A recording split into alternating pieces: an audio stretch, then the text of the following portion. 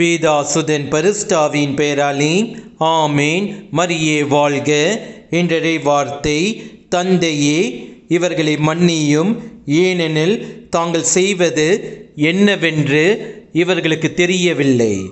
Father, forgive them, for they know not what they do. லூக்கா நற்செய்தி அதிகாரம் 23 வசனம் 34.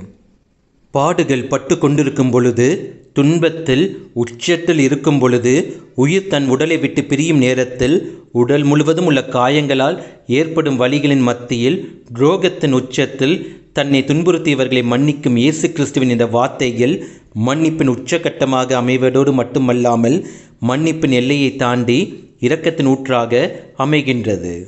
கடவுள் இயேசு கிறிஸ்துவின் பிள்ளைகளாக நம்மை அவர் மன்னிப்பின் வழியாக நம்மை புனிதப்படுத்தி புது வாழ்வை நமக்கு பரிசாக தருகின்றார்.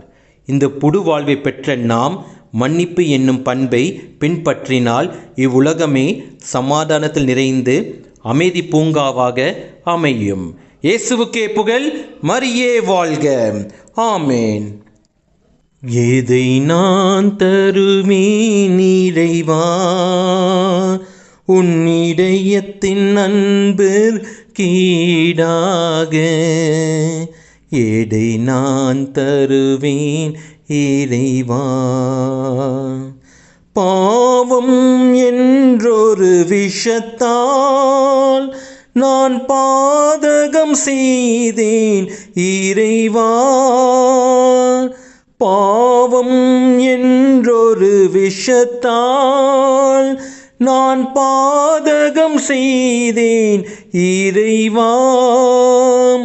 தேவனேயும் திருப்பாடுகளால், தேவனேயும் திருப்பாடுகளால் என்னை தேற்றிடவே நீ இறந்தாயும்.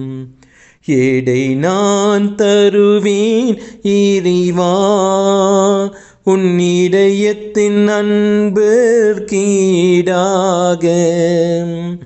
எதை நான் தருவேன் இறைவா,